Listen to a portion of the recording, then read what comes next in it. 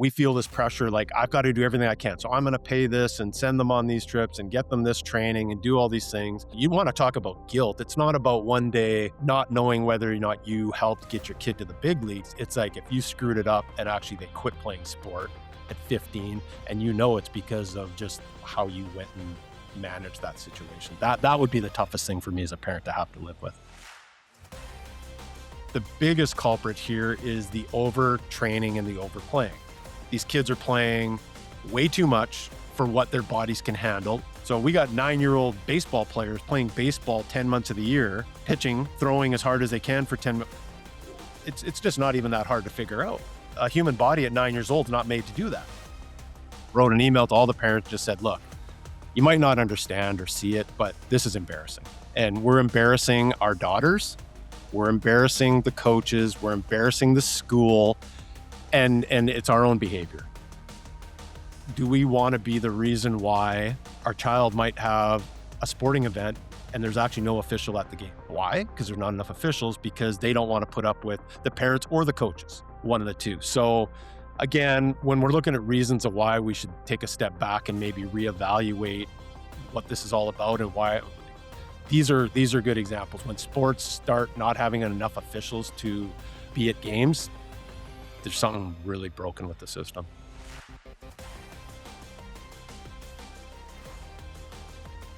He built the most successful post-secondary baseball program in Canada's history. But if you ask Terry McKaig now, there are a number of things he would have done differently along the way, given the benefit of hindsight. Hey there, I'm Scott Rintoul, the host of Better Sports Parents. And if you're watching or listening, you probably know by now, the title says it all. We are trying to help you, me, and everyone else out there become a better sports parent. And we do that through conversations with world-class performers from across the sports landscape. And through their wisdom, experience, insights, and perspective, we hope that you will take some of that and incorporate it into your journey with youth sports so that we can help create a better youth sporting environment for all children so that they all have positive youth sports experiences. Well, if you're well-versed in baseball in Canada, you probably know the name Terry McKaig. As a player, he went from small-town Vernon, British Columbia to play collegiately and eventually with Canada's men's national team. But as a coach, Terry built the University of British Columbia program into the best this country has ever had at the university level. And players from UBC routinely get drafted on an annual basis in the Major League Baseball draft. But Terry is also a father. He's a husband who has lost a wife. And he has a lot of perspective now that he didn't have when he was building that program in its early days. So he's seen the youth sports environment evolve from a number of different angles, and he's here to share what he's learned with you on Better Sports Parents.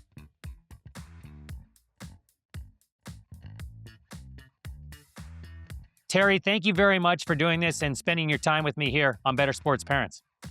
Hey, no problem, Scott. Thanks for having me. Good to see you again. We go back a ways, so I'm hoping I can share a few things here today and help out your audience. It's a topic that means a lot to me, and I kind of got to see it from different angles, so looking forward to this. Yeah, you certainly have. And I would love to know first and foremost, now that you aren't coaching anymore and you're not directly involved with a baseball program, as you look back at your decades of coaching and playing, how do you view your coaching career and maybe the entirety of coaching itself? That's a good question. It definitely, as we get older and have experience, and I guess we're more wise, they say. So we do reflect back, and it's interesting. Like I started at UBC. I got the job when I was 24, I think, and I went straight from being on the Canadian Olympic team to getting this job. UBC was starting this baseball program from scratch, and I'm like, well, great! Like this is a dream opportunity. And back then, you just think, well, just you coach like you played, and this can't be too difficult. And then you learn a lot of things along the way. And so it's interesting. I look back and I have a little bit of regret about maybe the players that had to play for me in the first half of my coaching career, because I was pretty hardcore, pretty intense, thinking that that's what the style was needed to push these guys and to get the best out of them. And I've come to kind of learn, I think I had a little bit of imposter syndrome of not having any coaching experience. That I'm 24. Some of my players are 21, 22. So this age gap's very close. I think I went with this almost intimidation, like, just get their respect through being tough and hard. And obviously it's interesting. It worked. Like we've had a lot of success and we won a lot of games and got guys drafted, but it wasn't until my daughter was born. And so that's about halfway through my coaching career. And that was kind of my life changing moment where things get put into perspective and you just realize like this is what's important in life is what just showed up here for me and Davina, not me yelling and screaming and trying to get these guys to become all Major League Baseball players. And it was at that time that I kind of took a step back, reflected, and really made some changes in my coaching style that I felt really was better received by the players. And it's like we would have thought now. It's like I ended up getting more out of them than being an idiot and yelling and screaming and trying to push them that way. So yeah, I try to pass it on to the younger coaches that I see now of just trying to, but I mean, society's changed too. So I think for the betterment, like you don't find many of the way I used to coach. It wouldn't be tolerated anymore for the most part. And yet maybe this is why we're on this podcast, is because whether it be some coaches or parents, that still is a little bit relevant in the sporting world. And hopefully we can dive into that today. Agreed. And I would love to know, just based on what you just said, I have many questions actually to follow that with, but how much overlap do you see between coaching and parenting? That's a good one. I think that what's important is like, I think that if we step back and just try to think about what's the role of each person in this party. So we got our athlete, we got our son or daughter, and they're playing sports. And then you've got their coach. And what we always have to remember is for the most part, coach is in probably a volunteer position, but in this new world of academy sport, maybe that's not the case. But their real job, like what they truly care about, why they show up every day to the sports venue to work with your son or daughter, is to make them a better player. Like that is at the heart of why we would put in all this time as a coach. And then as a parent, we want what's best for our son or daughter. And I think we get caught sometimes. I think the thing with the parenting thing that's been tricky, and I've had to kind of wrestle with it myself, is we only have 1, 2, or 3 kids, let's say, and we feel like we play this really valuable role in helping their athletics careers, whatever that means to us. And we feel this pressure as a parent, I think, that I better not be the person to screw this up. So I want to be everything for my kid. And I think that's where the imbalance starts to hit, is that we feel this pressure like I've got to do everything I can. So I'm going to pay this and send them on these trips and get them this training and do all these things. And we lose touch with the fact that it might not be our son or daughter's dream. And it might be something that has become in our own mind so important to us to be the support for them to succeed. And we've got to do a better job at taking a step back and just really looking around and realizing, hey, this coach, they're not here to screw my kid's life over. Like they're really not. I'm supposed to be just the support, the person who can push my kid in a way that they're going to accept that. But I just think we just got to make sure we just take a step back, realize what each person's role is in this journey of sport. And we're going to talk about that today of just, I think maybe a lot of parents don't understand the pathway an athlete's supposed to take. And when I was at UBC all those years in the collegiate level, I definitely get to see the pathway because we get the kids starting at 18 years old. So what has happened up to that point? That's really what I think is important we talk about today, because there were certain things that happened for the kids that succeeded with us. And then some of the kids that had a harder time with me, there were things that we could look back on in their athletic past and had it didn't equip them properly for what they were about to deal with at the collegiate level. Well, it's very interesting you say that. And part of the reason I asked the coaching parent overlap question is because as a parent, I think we look back week to week, year to year, and go, I'd do that a little differently. And hopefully I'm a little better this year than I was last year. And I think there's that journey in coaching that you spoke of as well. Just to point out some of the red flags or challenges that you've seen players have, what are the most common things that you have seen in the athletic journey leading up to that point where they enter the collegiate or university environment that players would perhaps struggle as a result of them? I think the biggest one was just their ability to handle adversity and failure in sport. And that could be anything from a poor performance, that could be getting cut from a team or getting told that your role is X and you're used to being the superstar in every team you've played. So that's one that I think that if parents understood, if you're trying to put your son or daughter in the best position for them to go through this athletic journey and to have as much success as possible, it's actually cutting the cord a little bit and letting them navigate this journey on their own to a degree and with their coach's help. And then you have to play a very specific role in just that support and being there when they need you kind of thing. But for you to direct it, them to get to university, and believe me, you get to the university level, so there's no more politics involved. So, that's the problem with where we're at though. Like parents are paying a lot of money to these academies or these different sports organizations. So with that comes an expectation that my kid should be treated fairly in the playing time and this. And so a lot of the imbalance starts to happen, I think, at that level. Where you get to university, it's not about any of that. Like that, your son or daughter showing up is on the exact same playing field as the person beside them. And so if they don't know how to take a conversation from a coach, a harder conversation maybe about the reality of where I evaluate you right now, and you take that to mean you're getting screwed over, that's because up till this point, maybe it's mom and dad or whoever within your sports organization, they were always just rubbing your back. They're letting you know that you're the best, you're the greatest, everything's going to be fine.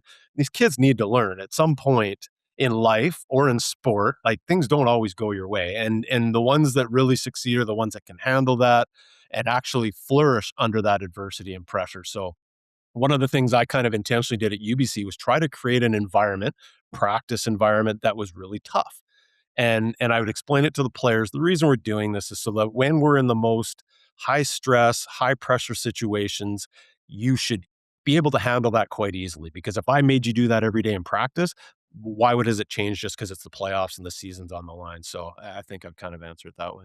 How does hard practice, hard environment differ now from what you described when you first broke into coaching, where you said, I was tough on players in a way that I wouldn't be now? And to be fair to you, that's the way things probably were when you were growing up as well. There was yelling, there was intimidation.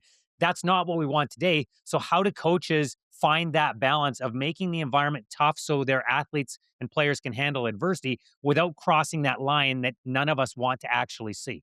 That's the big question because I think that what's changed all this also is because of the money involved in amateur and youth sport now, for the organizers of the group or the coaches or the administrators, like it's about making sure that that next year's group of parents are going to be there to pay the bills to make this all work too. So when that comes, again, you're really careful about pushing too hard or creating an environment that people might not like because you want everybody to like what you're providing and what you're offering so they keep paying and keep coming back the next year.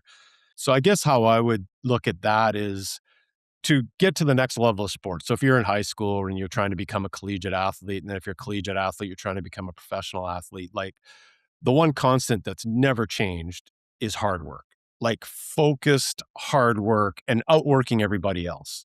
And so if you're in an environment where that's not being provided to you, like I tell parents when they're comparing organizations to go play with, and I said, the number one thing I would look at, to be honest, is the practice environment, the quality of practice.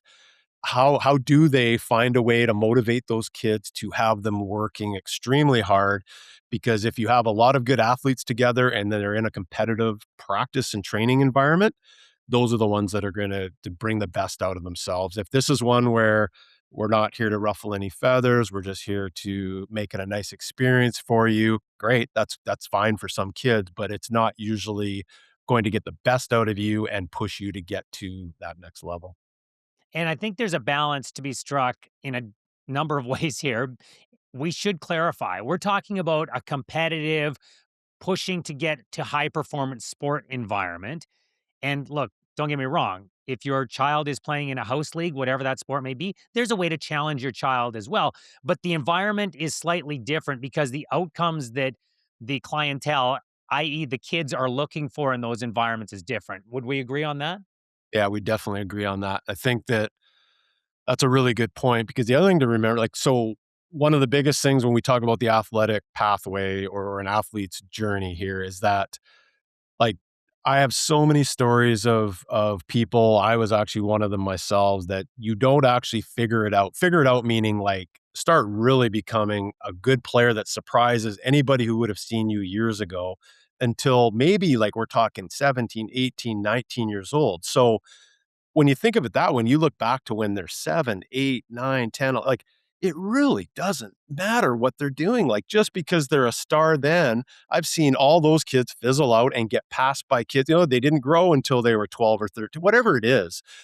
So again, this environment, whether you're a house league player and an elite player, that doesn't mean that's where you're gonna end up.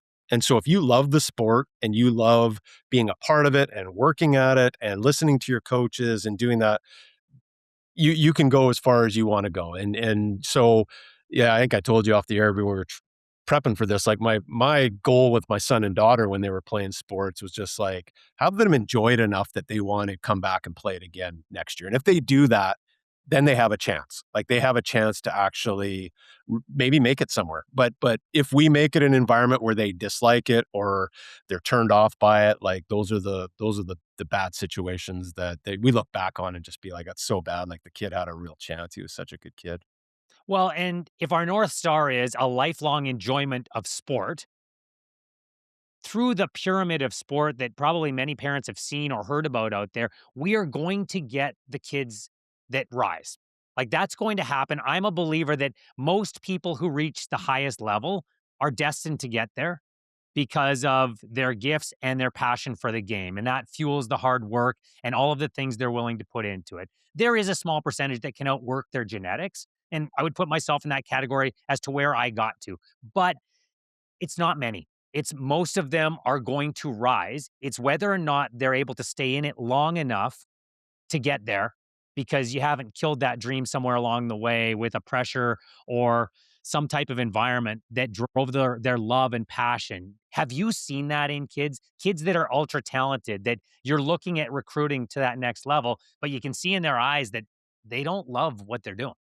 Yeah, that was during the recruiting process, probably one of the biggest things that, like, everybody thinks we're just, oh, you check their grades and then you're gonna just, rank out their athletic abilities that you're seeing on the field. But the most important thing to me was trying to get an understanding on their character of, like, is this person somebody who is gonna come here for the right reasons and is gonna flourish in this environment, in this environment that I've created? Because I kinda got an understanding the longer I was doing this of, like, what type of kid succeeds at UBC, because, you get the whole academic, conversation of handling that, you know about that too.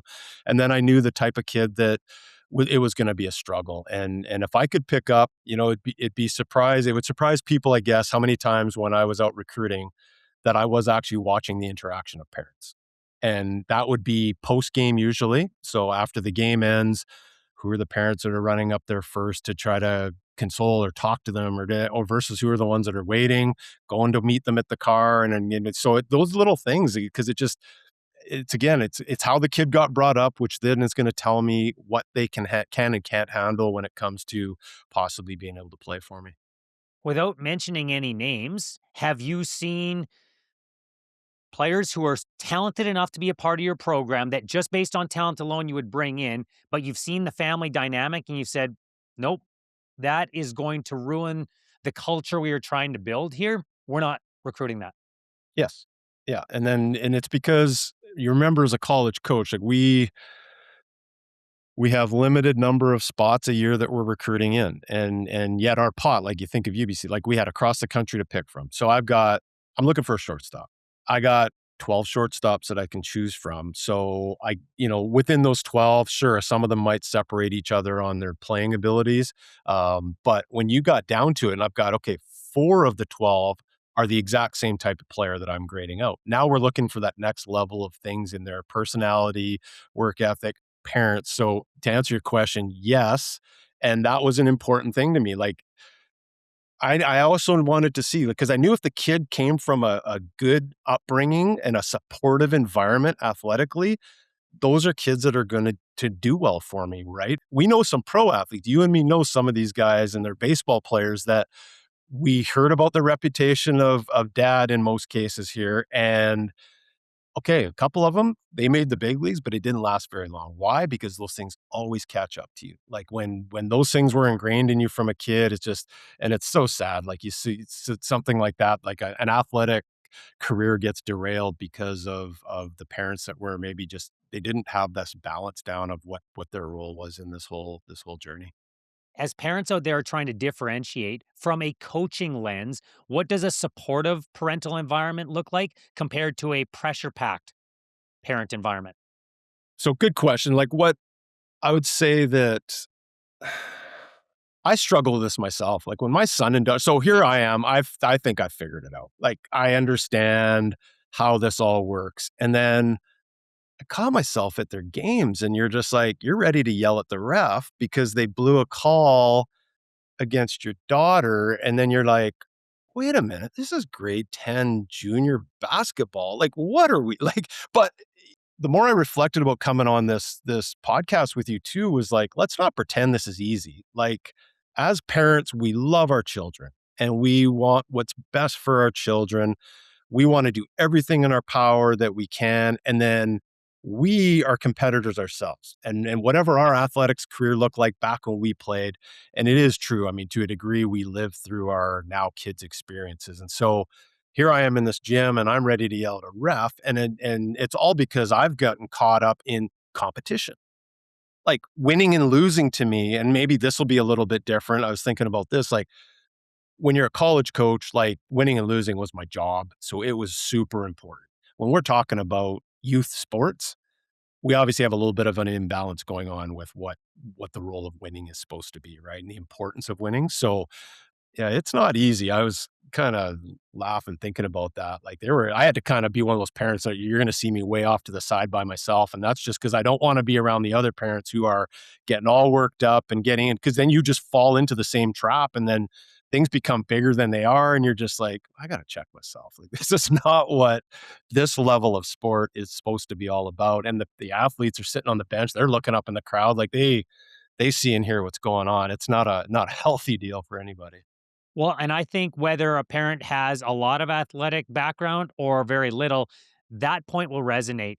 When you see one of your behaviors that you're not proud of show up in your kids at home or athletically, that's when it really hits you, doesn't it? When you realize that I can say all the things I want, but if I act in this way, they are going to do that.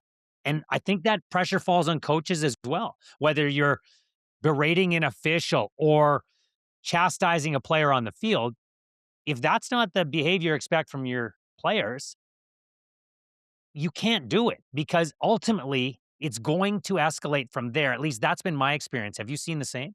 Yeah, and that's exactly what I'm talking about, like my early days of coaching. So I think that as coaches and as parents, we let competition take control of us when we're watching these games. So the way we react and act and think, it's all to do with, unfortunately, we've shown up to this event. And I think we come from a little older school that, well, why would you show up if you're not here to win? Like winning is kind of this is why you're playing sport. Well, when you're 10 years old and you're hanging out with your buddies and you're having a good time and you're getting physical activity and it's a healthy environment, winning's not really the deal. So I think that we always have to remember that. I think when I see coaches kind of overreact to situations, I guarantee you they have regret. Like they go home that night and they think about that, how they reacted to that conversation or what they said to the kid, and they're just like, but you can't. You just in the moment, you're winning, and you got your egos involved, and you're just everything's become more important than it actually is, and that's why that athletic pathway, being able to step back and just like look at this as like this long journey, like just let them figure things out on their own way, and they have to do it on their own for their own reasons, not ours, and just I guess yeah, just constantly remind ourselves to take a step back and just let things happen the way they're supposed to happen, right?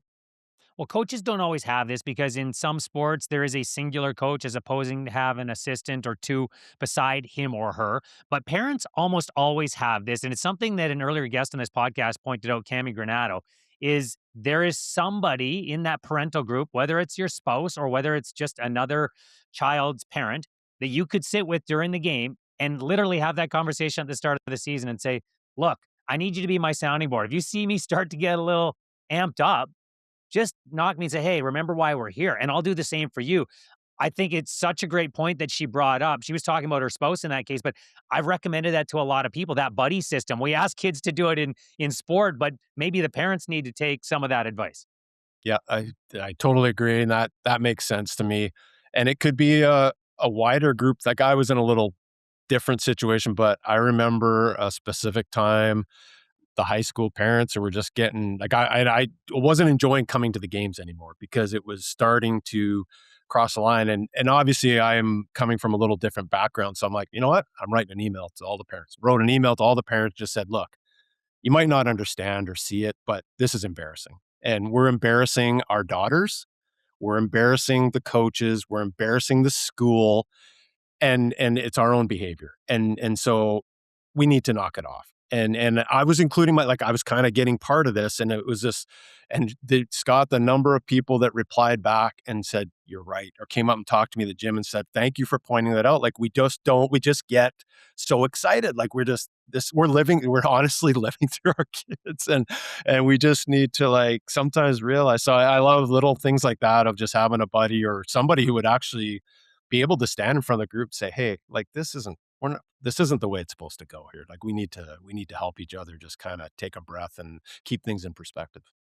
Well, and it's something I think coaches can talk about at the beginning of whatever season with the parents and make those types of suggestions. There's a lot more involved in the coach parent communication relationship that we could talk about in this conversation. But I do want to ask you how you think you've changed as a parent over the course of your children's sports journey to this point. Yeah, so when I'm getting nervous at their games in mean nothing games, like let's be serious here, right? Like these are mean. When I'm getting nervous of their performance or whether we're winning or losing, or therefore we're getting to the end of the year and it's provincials or something, right? I really had to pull back on like me being at the NAI World Series in 2006, and as the coach, I cannot be the one that's running 100 miles an hour. Like I need to show the players that we got this, we've prepared for this, we're under control. So it's interesting. I had to pull on things from my coaching career as a parent to just understand how to properly handle this situation or this environment. So that's what I mean. Like everybody. It's a big topic. I'm really happy that you've started this where we can just have more and more conversation. But for me, one of the important things to recognize is this is not an easy thing as a parent because of all the things that we've already just discussed. Like we care and we care too much, unfortunately. And the sooner we can learn that the best thing for our child is for us to not care in a visual or vocal way. It's to actually just be there in the background, be there when they get home, support, encourage, motivate in whatever they way, then that gives them the best chance to become the best player, if that's what this is all about, or for them to enjoy house league enough that they want to play it again next year. You want to talk about guilt. It's not about one day not knowing whether or not you helped get your kid to the big leagues. It's like if you screwed it up and actually they quit playing sport at 15 and you know it's because of just how you went and managed that situation. That would be the toughest thing for me as a parent to have to live with. Well, and I think the child always needs to be at the forefront. And I think that's what most of us think of first. But you bring up another conversation because there's a derivative effect here. And there are plenty of reports out lately. There was a big one in the States that just came out, survey among officials and coaches as to why retention is so difficult right now. There are coaches who are leaving sport. There are officials who are leaving sport. There are some who, and we've had this conversation in politics, probably a lot of us over the last 20 years. I don't want any of that. There's too much baggage. People are seeing that about youth sports now. They're saying, as an official, as a coach, I don't want to deal with the parents. How have you seen that change, and what impact are you seeing in the youth sports level as a result? Yeah, it's not good out there, and I know from my experience in baseball, and I've been on the board of Baseball BC for a bunch of years, and that became over the last 10 years, it's become kind of one of the main topics is like we're seriously getting to a point where there's not enough umpires in this province to umpire the number of baseball games that need to be played. Like we don't have enough umpires. And why? Well, we're starting to identify the reasons why. And so I think the other part of this is like when you think of an official, why are they agreeing to become an official and want to put that time into doing it? Well, the first reason why is they love the sport themselves. They likely played the sport, they love the sport, and this is their way of giving back.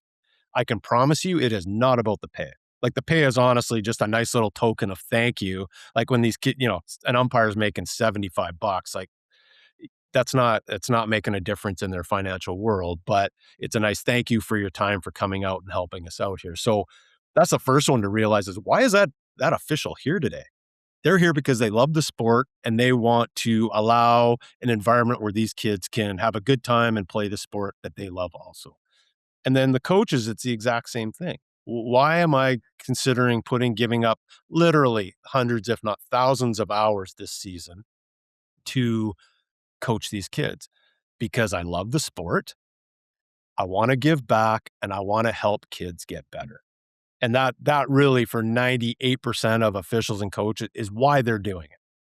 So then when I show up to do my job and I have parents bitching, complaining, yelling, screaming, whatever it is, making my life difficult, it starts to wear on you. And you do eventually, when it happens over and over and over, you start to question why? Like, do I need this in my life? Here's why I want to do it, but if this is what's coming out of it, I've got better things to do and a way better things to do with my time and do it that way. So again, parents, like, do we want to be the reason why our child might have a sporting event and there's actually no official at the game? Why? Because there's not enough officials, because they don't want to put up with the parents or the coaches, one of the two. So again, when we're looking at reasons of why we should take a step back and maybe reevaluate what this is all about and why these are good examples. When sports start not having enough officials to be at games, there's something really broken with the system. I agree with you wholeheartedly. And I think lots of us have seen either firsthand or on video the overt behavior, the official who's confronting an umpire or a coach. We've seen those viral moments. There's a lot of behaviors that happen off camera that are just as detrimental and are driving coaches away. What are the most common ones that you've encountered in the coach parent relationship? Again, coaches have this expectation of what their responsibility is to the athlete as the coach, and then they have an idea of what they want the parents' responsibilities to be in this, so this little relationship to work between coach, parent, and athlete, right? And I think the ones again that frustrate a coach the most is that when you now I was a little bit different. I got a university kid, but believe me, like there were times when I had parents trying to actually engage me in a conversation about their child. And I was just like, well, wait, like they're 18, 19 years old. Like they're a man now. I was like, actually, in all, you know, having all respect here, like tell your son to come talk to me. But they're coming from an environment, but that's what was kind of the norm. Like I'm paying, I've got the coach's ear. If I'm unhappy about something, I'm going to take that up with the coach. Quick story, which will make you laugh. The best thing I ever did, this is probably like year 3 of me coaching at UBC. So I'm still pretty young. I'm in my office one morning, wore gym, phone rings. Yeah, hi, Coach McKaig. It's a mom of one of my freshman players from Ontario. And I'd met her in the recruiting process. Hey, Coach McKaig, how's it going? So and so. I'm like right away, I'm like, what are you like? Oh, hi, how can I help you? I'm just checking in to see if my son's doing okay. And I'm like, so I'm practice planning. I'm trying to do this and I'm like taking this call from this mom and I'm like, hey, he seems fine. And tell him like, if you're talking to him and you sense something's wrong, like encourage him to come and speak with me. And I hang up, like, I'm just like, I got to go. Sorry. I hang up. Scott, I go to practice that afternoon and we're in stretch circle to start the practice. And I've already planned out what I'm doing. So out I go into the middle of stretch line. Hey, need everybody's attention. They all kind of look up at me and I'm like, I call the kid by his name. I said, hey, your mom called this morning and she wants to know if you're doing okay. Well, the boys just started cracking up.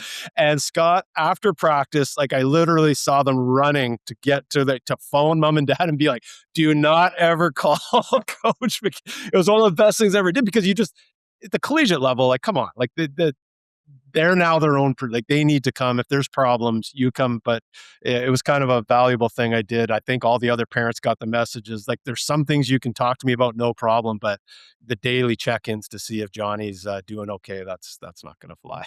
Well, and you don't want to humiliate a kid and a young man in this case. And at the same time, there is an example to be set in those environments so that parents know, look, this is an independent person now. Part of the reason that you've sent your son or daughter, whatever, to college, to a university environment is so that they can grow into the person they're going to become as an adult. And you still have a relationship, but a lot of your guidance is over at this point. You're a sounding board, but they're supposed to be an independent adult.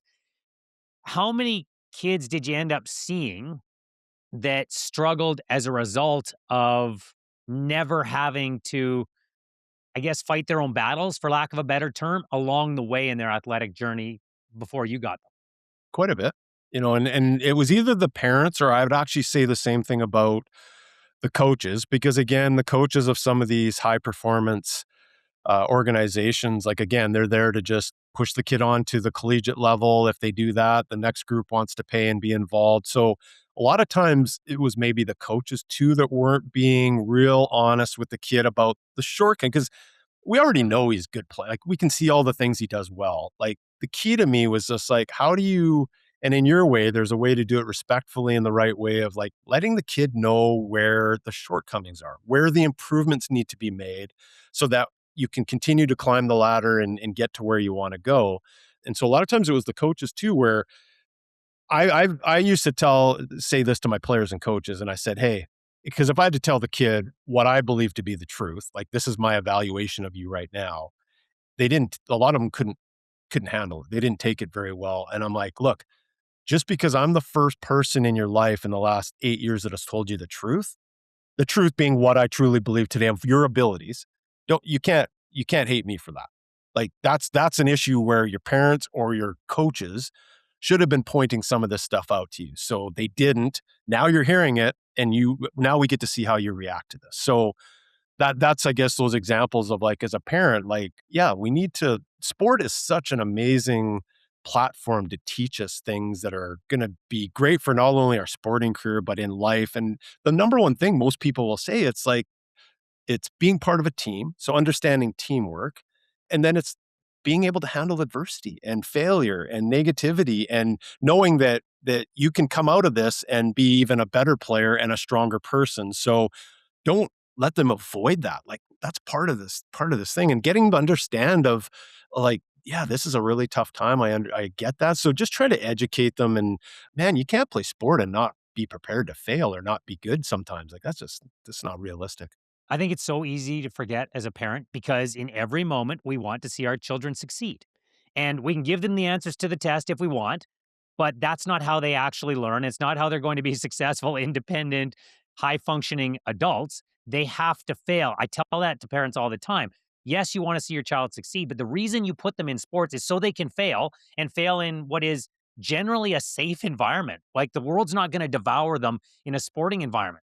And then they get up and then they get better and they learn that they're going to be okay. And that's what you have to do as a parent as well. You talk about how you deliver that message. And I know you juxtaposed the first half of your coaching career to the second half. How did that change as a coach for you? How you might have delivered feedback, what might be perceived as criticism early in your career compared to later on? I think the biggest one is when I was early on, I just would just blurt it out and react because I'm the coach. I get to do whatever I feel is right. And you have this feeling that I'm right, you're wrong. My job's to just kind of let you know that. And then you realize that, well, at the end of the day, what's the behavior I'm trying to change by having this conversation or outburst or whatever it ends up being. And so if I thought that through first, okay, I know this kid well enough to know he's not going to react well to that approach. And so I used to handle everybody the same. Just yell at them, scream at them, do whatever it is, and whether you like it or not, I don't care. Like that's my coaching style. And then I learned how to realize that that actually still worked for some of the athletes. That's based on their upbringing or whatever it was. That's still how to motivate them. That is the best way. But then there's this other group. If I do it this way, I'm going to completely lose them. And is that again? Then you go, is that my job as a coach? Of course not. My job is not to lose them or have them go backwards. It's to continue them to develop and get better. So I had to learn that to read my athletes, what style is best for them, and I had to learn how to have all those different different sort of styles. Cause again, at the end of the day, you're trying to get the best for this kid. So I need to make sure I can adopt my approach accordingly to make that happen. Well, and that approach, as you talked about earlier, when you said, hey, parents, you should be looking for a challenging practice environment, not one that coddles your athlete who is trying to achieve, but one that challenges them. And I do think that's different than a punishing environment. I think you and I grew up probably in various punishing sporting environments. And that's part of the way I think we've evolved, I hope, for most people as coaches. So, what's the difference to you? And how did you adapt to make your environment challenging, but not punishing? Again, it's the style and it's the tone of your voice. And I think if we just took the opportunity to explain more the why, explain the why to the athletes. So instead of just demanding and yelling and this is the way it is because I told you this is the way it is. Here's why we're going to do what we're going to do and here's what I'm looking for. Here are the things that I'm actually looking for. Why? It's so that when we're in this position this weekend in these conference games, my hope is that we handle this because we've actually prepared for it in this environment. So instead of me just yelling, screaming, do this, don't ask me why, just do it because I told you to do it. It's these kids more than ever now today, they just actually want to understand the why. They'll do it if they understand and believe in why you're getting them to do it. And so I think that's what's changed the most through the last maybe generation of coaches is like we just have to be more prepared to know the why. We better know the why. If we get asked, like it was awesome when a kid would be like, "Hey, I want you to do this with your swing," and if they're like, "Well, why are you getting me to do that?" It can't be anymore. Well, because I told you to do it. Just do it. And it's like, well, here's what your elbows do. Whatever it is. Like coaching's become a lot more technical because these kids expect to know the reason why you're asking them to do something. Well, and I think that as you and I were growing up, we would have never asked those questions. It wasn't acceptable. And it was listen to your coach come hell or high water. And I know even as a parent now, like I've said to my kids so many times, well, listen to your coach. I probably need to adapt that message to listen to your coach. But if you have a question, feel free to ask because they should have a good answer for you. What was your experience like growing up? Did you have coaches who went that way? Probably you had some challenging coaches, but what was your youth sports experience like? Yeah, I think pretty similar where you just you did what you were told. And I guess I suppose you trusted that they know more than you. They are the coach and you're the player. I do talk to parents and kids about I don't know if you'd find this more in the housey environment. Like you're listening to the coach when the things that they're telling you are what applies to everybody. But I think we also need to just be realistic that they might be telling you to change something technically. In their mind, they think this is just what's going to make you a better player. But be careful. Like, have they spent a ton of time on video and they know that for you specifically this, or are they one of those coaches that they teach this change to every single athlete? Well, come on, like that's every athlete's not struggling with the same thing. So a blanket approach to how we technically get an athlete to do something, I think we need to be a little bit careful about just listen to anything he says and try it. Well, I think it was Justin Morrow actually, and the number of people that tried to change his swing in high school, and there would be a bunch of us that were like, "Is there a problem I'm missing here?" Like, this kid was a freaking monster in height. Like, sure, of course, he had technical just like everyone else, but and it's like, he's never gonna make it if and I remember talking to Justin later, and it was even when he got into pro ball, and I'm like, "What was the biggest thing you had to learn?" And he goes, "You have to learn when you're being told to do something that you know isn't right for you." And to nod your head and to say, "Yeah, yeah, yeah, you got it," and off you go, and you're pretty much going back to the way you've always done it. But the coach can never say that you weren't coachable or that you didn't listen. You're just kinda having to take responsibility.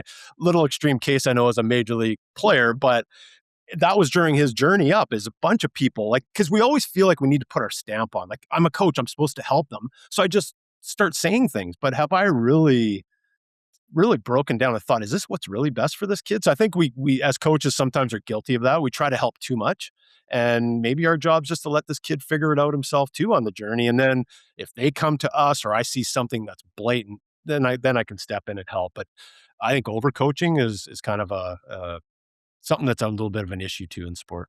Well, it's a really good point that you bring up. And you mentioned Justin Morneau. You didn't have him in your program, but you did have Jeff Francis, who would go on to play 12 seasons in the major leagues, start the World Series for the Colorado Rockies. And I wonder what you learned early in your coaching career by having Jeff Francis in your environment that informed the later part of your coaching career and how you went about it.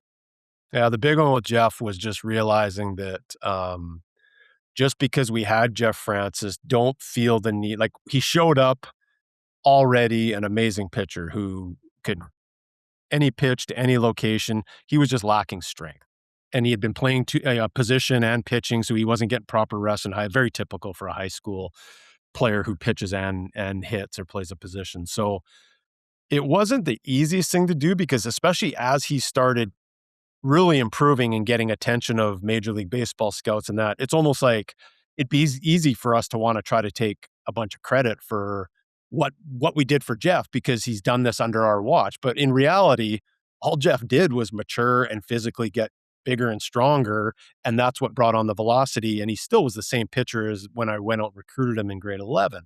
So, what that showed me was just like, again, check your ego as a coach. Like, we're not here to take credit for what like it's our job to make these kids better. So when it does, I don't need any type of um, you know, awards or recognition for that. Like I was just so happy to that we created an environment for Jeff to come in, succeed, and go on to realize his dreams. And we try to do that for every player at UBC, right? Like, come here, you have every chance in the world. You great world-class education. We have a baseball program that if you become a good enough player, gets enough attention from Major League Baseball scouts, you'll likely get your chance. What else can we like what how good is this, right? So, all we ask, bring your work ethic, bring your questions, bring your and just get ready to get after it, but everything's in front of you. It's up to you because we got the environment set up here for you. I really want to highlight that point for coaches. You are responsible for creating the environment, creating the relationship with a player. You do not produce players. You don't produce players. You don't get to take credit for all of their athletic success. I don't care what level we're talking about, but you probably see this all the time in the youth sporting environment where there's programs that want to put a certain player on the poster or they want to tell everybody we produce this player, so your child should come here for that. How detrimental do you think that is for families out there, for parents out there when they're trying to figure out what to do with their children?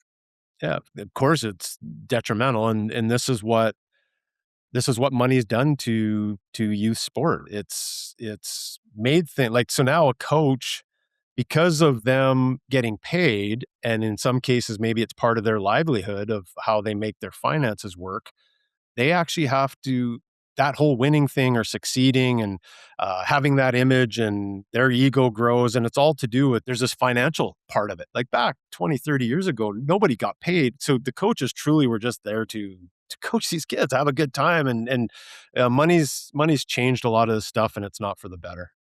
All right, I want to go back to something you said a lot earlier, and I want to apply it to both your athletic journey and what you saw as a coach, and that's the concept of getting cut. I think it's a really difficult one for parents to wrestle with. Nobody wants to see their child get cut. And yet, in many cases, it's that type of adversity that actually makes an athlete get better in the long run. And I try to tell parents this all the time. At some point, everybody gets cut. Whoever you think the greatest athlete in the world is, they got cut at some point and told, I'm sorry, the time is over. There's very few who can go out on their own terms. Did you have any experience with that as an athlete yourself? Yeah, definitely as myself. So I'll share the story quickly, but I think just to sum up what you're trying to say is what we have to remember is that if we did get cut, it's for this moment in time. This coach or this organization right now today made the decision that you aren't good enough. That does not impact what's happened up to this point, and it definitely doesn't impact what can happen for you moving forward. So it gets so emotional, right? And so what you're getting at, we can't have getting cut to mean this is the end. Like I'm so crushed that my athletics career is over. Like that's actually not what happened. So my quick story, so I come out of Vernon and multi-sport athlete, and coming out of high school, I have an offer to go play basketball and volleyball at Thompson Rivers in Kamloops. I'm also a baseball player, and I have a chance to walk on at a junior college in Coeur d'Alene, Idaho, at North Idaho College. And I just, for some reason, baseball's got the hooks into me, and this is what I want to do. So I show up for this walk-on tryout, and in Vern, like any small town, like your best players, I'm a shortstop and I pitch. Okay. So like going there, I'm like, oh, I'm a shortstop. So 6'3", probably like 165, like tall, skinny, I guess had some athletic ability, whatever. So I'm out at shortstop, Scott, and the first day, and they're like, hey, shortstop's out to your position. Here, we're gonna hit some ground balls and throw to first. Yeah. There's six of us. There's five and plus me. And within two ground ball, I go to the back of the line because I don't know anybody. And within two ground balls to these other guys, I'm like, uh-oh, like this is, like kind of American middle infielder, short, quick, footwork, arm across the diamond. I get there and I'm just like a giraffe. I'm just like, "Arr." It's just like, and they're kind of, everyone's like, who's this guy? And I'm just like, okay, that didn't go well. So I get batting practice and I could hit, like I had a little bit of power.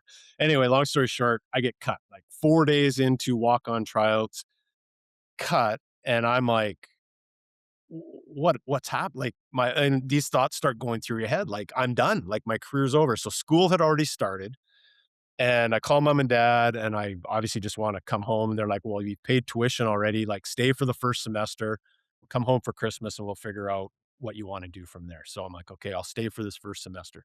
This is how life works sometimes. So one of the courses I'm enrolled in is volleyball.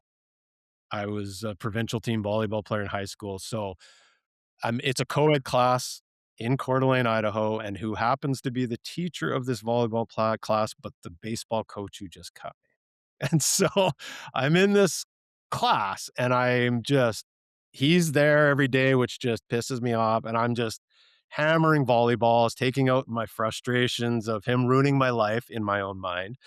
And we're seriously 2 weeks into this class, and he comes up to me in volleyball class one day, and he's like, Coach blocks him, and he's like, "Okay, I want to see you in my office after class." And I'm like, "Sure, yeah." Walk up into his office. Hey, take a seat. And he goes, "I got a question for you." He said, "Can you explain to me how I've never seen a human being hit a volleyball as hard as you can hit a volleyball, and yet you can't throw a baseball from shortstop to first base?" And and I'm like, I start kind of going, well, obviously, coach, I was a little out of position. He goes, that's the understatement of the year. So he goes, I was telling the assistant coaches about you in volleyball class and of the athletic ability, like just the power of that. And they were like, the kid could hit, like he's got some things. And he goes, so we were talking. We want to bring you out to our winter workouts. We're in the indoor in the cages now. We want to take another look at you. So I'm like, this is amazing. Like, this is amazing. So I go out and the rest is history. So they flip me a trapper on my first day. Do you know what this is? Yeah. So there, you're now at first base because that's where people who can't throw go. And the rest is history. Like 4 years later, I'm on the Canadian Olympic team as a starting right fielder who has one of the better arms on the field. So I go from someone who got cut from a JUCO who can't throw from short to first, starting right fielder for Team Canada, and then all this has happened for me in my life because of the sport of baseball, but I got cut, and I could have easily just, "That's it, it's over," and I just didn't accept it, and yes, volleyball helped out, so it kinda goes on a couple things, like the multi-sport thing, the importance of multi-sport, the thing that just because one coach makes a decision on you, that does not stick with you for the rest of your life. We were also talking about the two famous players at UBC of mine, Connor Lillis-White, a pitcher who ended up breaking a lot of Jeff Francis's records at UBC in his one big year, and then Cam Firth, a catcher of ours, and it was after, like, their second year, I think, and we got a bunch of guys like them that are just underachieving, again, in my mind. We're not winning enough games, and so it's time. Like, I gotta get rid of these guys, get new guys in that can play. So we're doing our post-year meetings, and, with Lillis-White, like, he's a big 6'6" lefty. Like, you don't just always cut those loose right away, but I was kinda tired of him just not getting it done. So I'm like, "Connor, like, something's gotta happen here. Like, so I'm gonna give you one more semester in the fall, but if you don't change it around here, we're gonna have to make some changes and we'll let you go from the program." So that was Connor's situation with Cam. It was like, "You're cut." And he wrote me this 3-page letter like 2 weeks later of how he needs another opportunity, and the way, yeah, you know Cam a little bit, like, just such an infectious personality, and anyway, I agreed to the same thing. I'm like, "You know what? Okay, I'm gonna let you come back." Well, that same year, Scott, like, I cut both of them technically. Lillis White then breaks most of Jeff Francis's records in 1 year, and Cam Firth becomes national Gold Glove winner for catcher. And so, and I'd cut both of these guys. So it just goes to show you, like those two would not accept my evaluation, but they did something about it. They didn't just like cry and give up and just run to mom and dad and say that I'm getting screwed over here. They said, you know what? Okay, this is what you think. I'm going to go ahead and put in. I told you, like at the end of the day, as a coach, like I didn't feel bad that I had cut what ended up being two of my better players that I ever had at UBC because at the time I was right, and they went and did something about it. So that doesn't make me feel bad that I blew it and I made a talent evaluation mistake on them. No, those two showed me, and like I said, we all win then. We won more games. Connor Lillis White's gets to AAA, like Cam Firth, one of our best catchers we've ever had in our program. So just again, examples of like adversity and what are you going to do with it? Are you going to accept what one person tells you, or are you going to say, you know what, I'm going to use this as fuel. I believe in myself. I can do this, and it might have to be in a different location, but it's never the end, right? The stories that you just relayed there bring up some major points for parents. One, your parents wouldn't let you simply bail on your commitment to school. So they left you in that environment and said, hey, you're going to have to see at least a part of this through, and then we can talk later. You want to come home? We'll figure that out. But you've committed to go to school there. You're going to stay. Had they not done that, you might have been back in Vernon, and who knows what happens. One of the other things, yes, the athlete, you, Cam Firth, Lillis White, they did something about it. But there's also an open mindedness on the part of the coach to say, hey, I've made a decision. I believe it's the right decision now, but I'm open enough to reevaluate that decision if new evidence presents itself. I think that's one of the fears parents have out there. And I think it's an important note to coaches that you're making a decision based on the best available information now. You need to be open to new information. Don't double down just to try to prove you were right about something. You're bang on here. So let's paint a different picture instead of a university setting. Let's say this is 13 years old, and whatever all-star team or whatever team this is, and the kid gets cut. So the coach has made their decision. And I know this for a fact that this does happen because I've been a coach and I already know how I would react to this. So what if you get the call or email from mom and dad and they want answers and they're upset and this, how could you do this? You know how I'm going to handle this. I'm going to just tell them what they need to hear and like, I'm done. Like, I'm done with this. It's done. What if the parents, you empowered your son or daughter to go have a conversation with the coach who made this decision, and maybe there's some circumstances that they weren't aware of? Or what if you got the chance to talk to them about, can you explain to me why you feel the way you do? And as the athlete, I had a chance to tell them, like, look, if I could ever get one more chance, I know I can do this. I'm capable. I've had it happen, Scott. Like if I have an athlete come to me, not just at UBC and other places, like if an athlete can come to me and show me the passion and the care that they want this so bad, guess what? I'm gonna find a way to maybe give them that another shot. But mom and dad do it, like, see ya. The decision is made, right? So these are again are examples. Like, okay, not when they're 8 years old, maybe, but they get old enough to where they could start handling those conversations, and the coach is going to react to that so much better than if it's the parent trying to stick up for their son or daughter or represent their son or daughter. Couldn't have said it better myself. I've been through this as a parent. And to double down on what you said earlier, it's hard. It's hard in that moment. I've had my daughter, my oldest one, she's not that old. She just turned 12 recently. But in her short athletic journey to this point, I've seen her get cut and go through all the emotions of, I hate this sport. I don't want to do it anymore. They don't know. As a parent, I knew that she was at a level where she could play on the team that she had been cut from. But it's not my battle to fight. So I stepped back, and this isn't to pat myself on the back, but it's something I did well because of these conversations I've had. And I said, listen, you can prove them wrong. Or if you want to leave, that's fine, but prove them wrong. And over the course of that season, they actually reversed their decision in much the same way you talked about. I saw her grow so much more from that than any environment where she thought she was at or near the top of. any particular class. And I think it's something we have to reinforce with our kids that if they want more playing time, they've got to go to the coach and find out why and what can I do? Not what does the person have to do for me? What can I do? How do I empower myself? And it's a big part of coaching as well to show the path to these kids.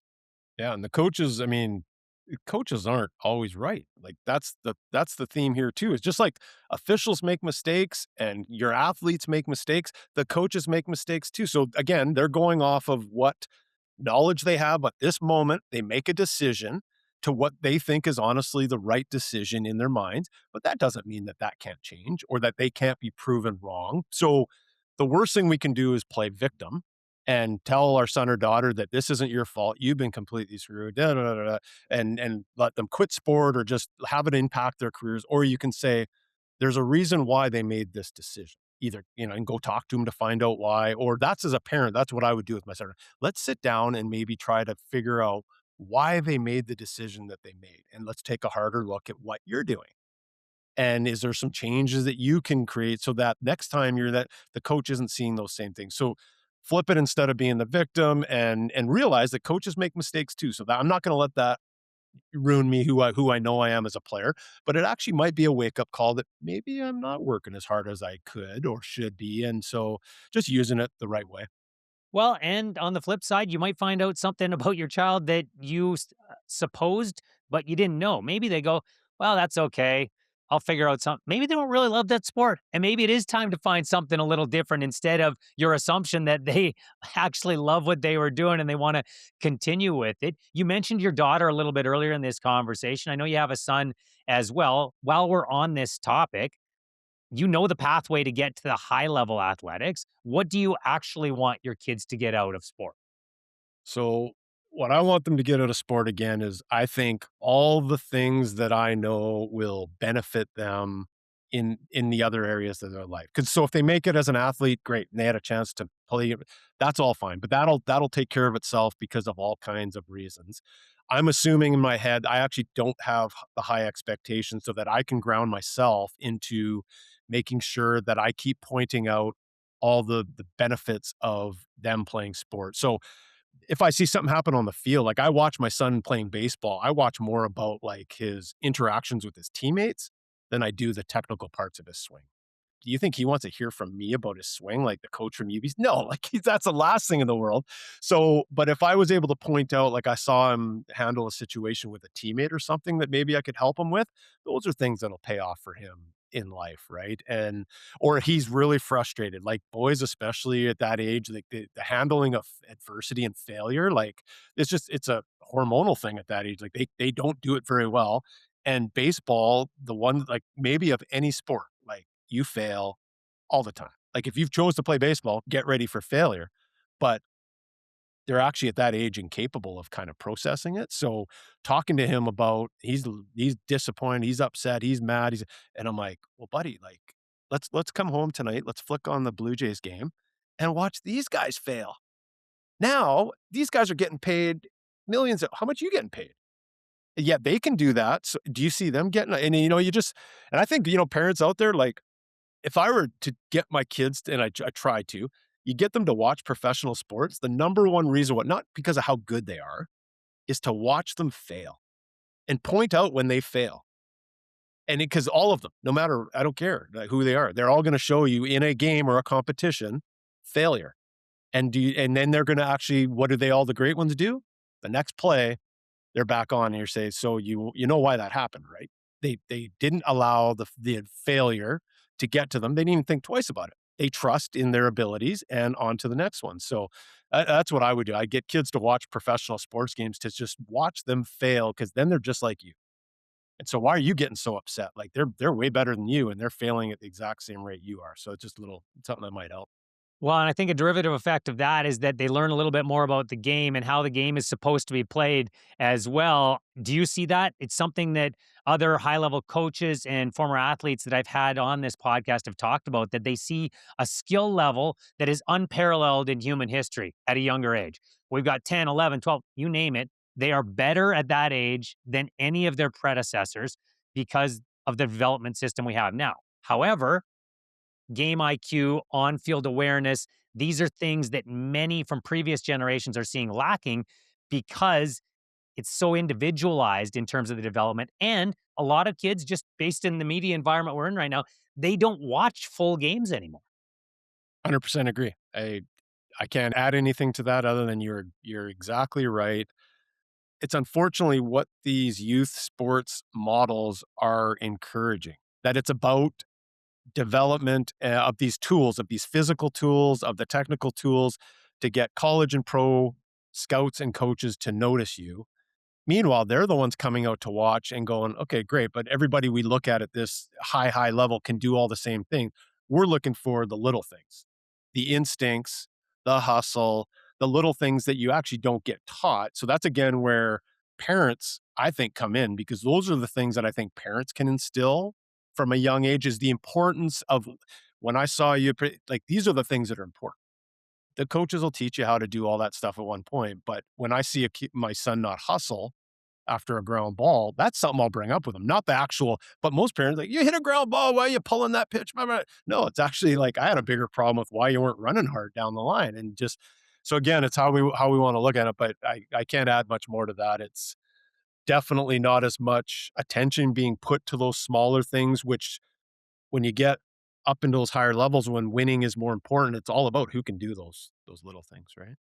When you put your recruiting hat back on and think back to some of those stories, were there talented young players who had stats and even physical dimensions that jumped off the page, but then you watched them play and maybe they ground a ball out to shortstop and they just flip their bat and don't run to first that you said, nope, not for us.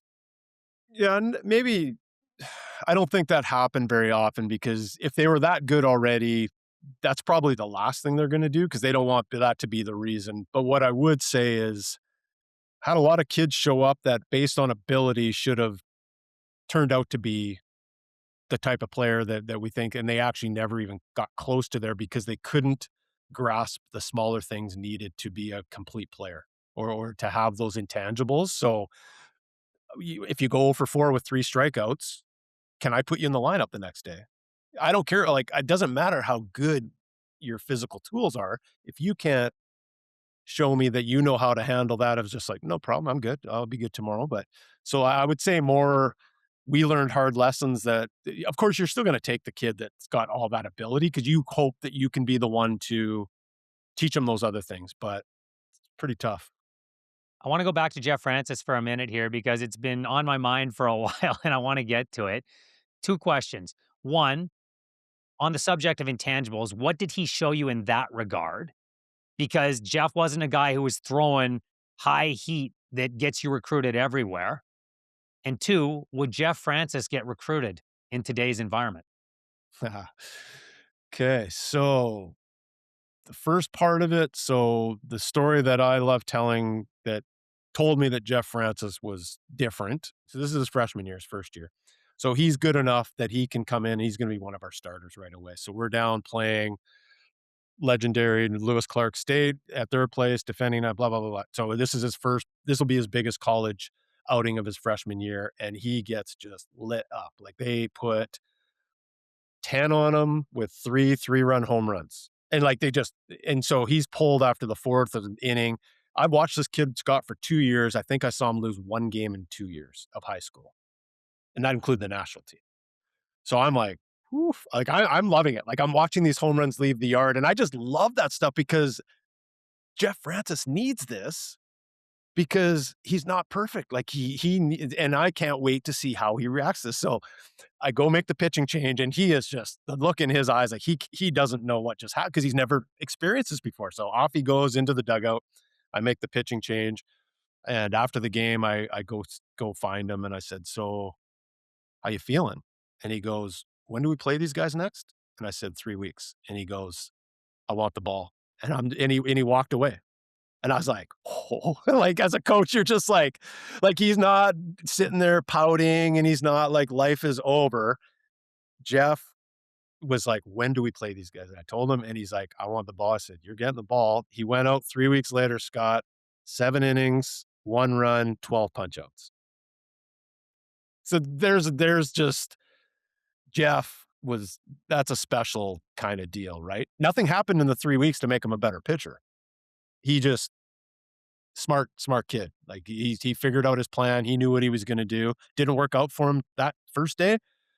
He was going to do it. So there was that. And the second one on getting recruited, no, he wouldn't get recruited because the data has to say X, meaning the radar gun and the spin rates and everything else. And because of the academy system or high school system the way it is now, where winning actually isn't important. Like it's actually the player development is what they all claim, right? So back then, the Premier League was like, it was a big deal, and you had all those guys. And so winning and winning championships and all that was important. So what I saw in Jeff was this ability to win without having the good stuff yet. Now, you wouldn't actually see him winning all the time because they don't even care if he wins or not. Like he would just, so I honestly say no, he would be, yeah, it would be those smaller schools. It would probably, those D1 guys even, they would just be like 79 miles an hour. Like I can't have that walk into my program. And yet, so yeah, no, the answer to that would be no, he wouldn't get recruited. Well, and it's because of velocity. And one of the things that we are seeing in baseball right now, and I don't know if we want to term it an epidemic, but it is majorly concerning, is that the number of arm injuries in teenagers has skyrocketed in recent years. Used to be those surgeries were reserved for college and pro players. And I'm talking about Tommy John surgery, UCL injuries. And now we see it all the time in teenagers because they are trying to get to a number on the gun. How concerned are you about development in that regard? So it's the number on the gun, but let's expand this to all sport. And what has happened is because you can call Deb Huband, and when Deb was still at UBC, legendary women's basketball coach, her last 5 years, the number of girls with blown out knees tripled the amount she had in the previous 20 years of her coaching career. So something's going on, and we would talk about it. So it's the pursuit of, yes, velocity or things like that in baseball. But the biggest culprit here is the overtraining and the overplaying.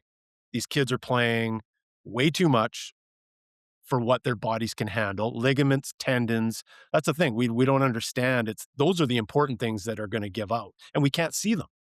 We know if our muscles get tired, but we can't see what our ligaments and tendons are doing. So we got 9-year-old baseball players playing baseball 10 months of the year, pitching, throwing as hard as they can for 10 it's just not even that hard to figure out. A human body at 9 years old is not made to do that. So what used to work for us is because you played baseball for 2 months. So then your arm, shoulder, and elbow had 8 or 9 months to recover and be ready for the next season. And then you're off playing basketball and doing all these different things. Now these kids concentrate on one sport, basketball, volleyball. Think about the knees, the ankles, the amount of jumping and running you're doing compared to when you would just play that for a set amount of time in a year. Now you're off to something else that takes the impact off those areas. So to me, it's the bigger culprit is the sport specialization and the lack of rest, just too much playing and practicing. And I do think a lot of people look to the parents first and foremost and say, well, why would you let your kid specialize? You should know better. And I think most parents do, but they fall victim to the system to a certain degree. They say, yeah, I know, but. And the but is usually followed by, if my son or daughter wants to be a part of this team, here's the commitment that I'm being told has to be given right now. And if he or she doesn't do that, they lose their spot. And out of fear, they keep the spot and they drop a sport or they drop another couple of sports. We see all of these academies or organizations. I don't want to label them all as one thing. We see them all say we support multi sport. In your experience, do they support multi sport in practice? Of course they don't. And the tough thing for parents and for the athletes is that the reality is for us to be able to play that sport in this organization, if we feel that's what's best for us, they are dictating the rules to us.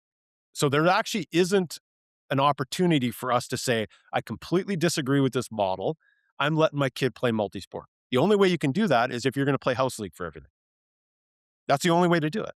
Well, that's not what the kid is actually trying to do. He doesn't want to play. He or she doesn't want to play house league. And they're all guilty of it. Every sport is dictating to the parent and athlete to play. Here's how it works. So all the power has been taken away from us. We don't have any leverage as parents anymore. We don't get to say this is ridiculous. then that makes no sense because then every professional athlete, coach, if you ask them, what's the most important thing an athlete should multi-sport. But the system does not is ensuring that you can't actually do true multi-sport. So what do? You don't have a choice. In fact, it's interesting. I don't know about you. I don't actually hear it as much because I think they know they're so wrong if they try to claim that multi-sports what they believe in and is a positive thing because they damn well know their system's not allowing it. So I better quit kind of promoting it as one of the things we believe in. So yeah, Do you have any suggestions as to how we change that? no, it's gone too far. It's gone too far down. Like it would take an upheaval of the youth sport model, but there's too much money involved now, unfortunately. I always dreamed of that at UBC, like where you have a place that has all the sports facilities like a university campus like that, that if you started your own academy with the idea that each sport is 3 to 4 months long, so you come in as part of our program and you get to pick. Like you can do football for 3 months, you can do baseball, you could do hockey, and we actually have it all set up for you so that you come in and be part of our program with all these other athletes. And by design, we're forcing you to pick 2 or 3 or 4 sports, and we tell you when they're gonna happen. The only way it would work, right, is here's the venue, here's the facilities, you get to pick the sports, we put the schedule together for you and ensure that we don't have you doing something for too long in a season that's increasing your risk, right? So I think the only way it can work now, and I don't even know if this is realistic, but I think the only way it can work now to encourage more multi-sport is if the top athletes in whatever sport, if their families go, well, we're gonna do 3 sports. That's what we're going to do, and if you don't want my child in on your rep soccer, hockey, baseball, basketball team, that's fine. I guess we'll find another place to play because that's, I think, when you call the bluff. But it doesn't happen very often. It really doesn't. no, and we're talking about the top 1%.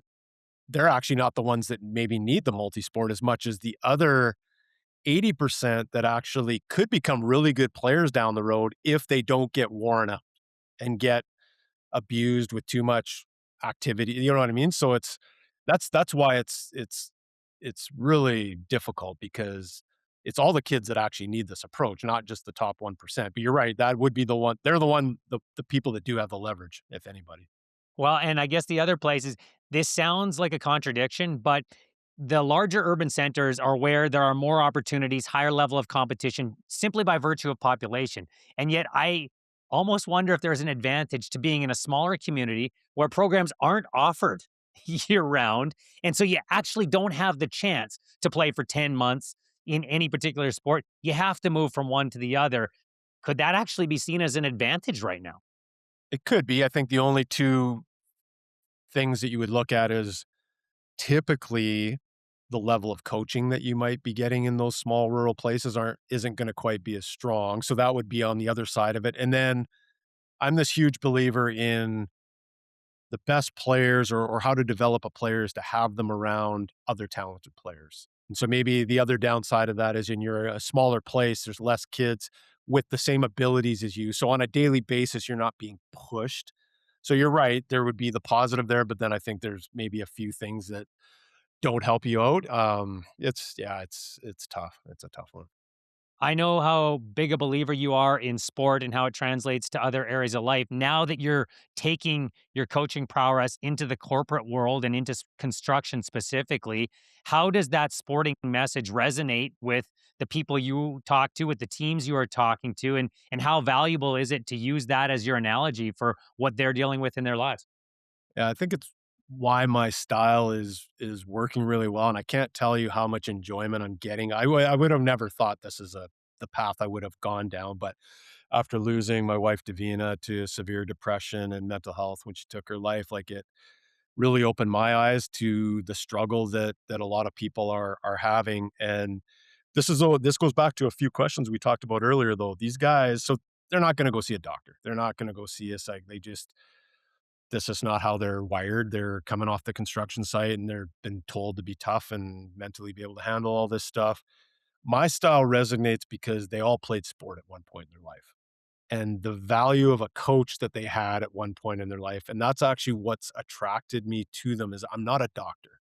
So I'm not coming to my clinic. It's like I use this style. Like I'm their coach. Instead of teaching them how to hit a fastball, I'm teaching them how to get back into some routines and habits around taking care of themselves, physical activity, eating better, communication skills at work. And I can't tell you how much enjoyment I'm getting out of because at the end of the day, Scott, I'm helping people again. Like that was my job when I coached my athletes was just make them a better player. These guys, I'm getting them back on their feet, making them feel better about themselves. So I'm helping them and I'm getting so much out of it. And yeah, it's just a different kind of coaching. But to see them resonate to my style, it's all because of they know the value that sport played in their life at one point, and they miss those days. Well, and I know you still advise coaches and players in sport when you're asked to do so. Obviously, I'm terribly sorry for the loss of your wife, but how has her tragic loss helped inform how you advise people to address mental health in the sporting environment? Yeah, I mean, there's a lot of positive stuff going on in the space. The one thing that I would say is that what it taught me with Davina and what I now see in the clients that I'm working with is that, and it's like athletes actually, everybody is unique in what they need for help and how they'll take it. And so to me, it's important to have as much the medical system set up to be able to handle all these people. You go down this path, this is great. There's a lot of people that don't want to go down that path. And so what other avenues are there? Because at the end of the day, it's about getting somebody that they trust, that can talk with them, that they know is trying to help them out and can get them as a, and I call myself an accountability coach because a lot of times what we need is somebody to help just push us, like come up with a plan. You can do this. You got this. Try this week. And when you feel like you have that coach back in your life that's pushing you and trying to make you better, I think we've kind of been left, whether it was a COVID thing, a lot of us just have been left to try to do this on our own and it's too tough. Like we can't take care of ourselves on our own, most of us anymore. And so that's been really cool. Well, and really, when you go back to the heart of coaching, trust is at the core of it, isn't it? Trust that's not going to be abused in the wrong way. 100%. 100%. Tara, I really appreciate this conversation. I know it's going to help a lot of parents out there. I think it's going to help a lot of coaches as well when they watch or listen to it. Thank you very much for sharing your wisdom, your experience, and putting your hand up and saying, this isn't easy, and I've made the same mistakes. Yeah. No, thanks for what you're doing, Scott. Like bringing attention to this, and we all love sport, and we truly, at the end of the day, as parents, for example, or coaches, like we're trying to do it for the right reasons, and sometimes we just need to hear these types of things so that we can take a step back and just be like, let's make sure I've got everything in order here, like balance, right? This is all about balance. So you bringing attention to this because there's a lot of not so great things happening in this sporting world of ours right now. And so bringing more attention and making a more positive space for our kids to enjoy, that's what this is all about. So good on you. I hope you enjoyed this episode and you found some tangible takeaways that you can bring with you in your journey to becoming a better sports parent. The best way for you to support this podcast is for you to subscribe, follow, rate, review, and drop us a comment on whichever platform you're watching or listening. And the fastest way for us to grow this podcast and reach more parents out there is for you to share it with your respective networks and to tell people that you see at your youth sporting events when you're there with your children. Big thanks to Lightstock Music and Andre Diaconou for the music on this podcast, which is a production of Toolkit Content. Until next time, happy sports parenting. And remember, have fun out there. That's what it's supposed to be about.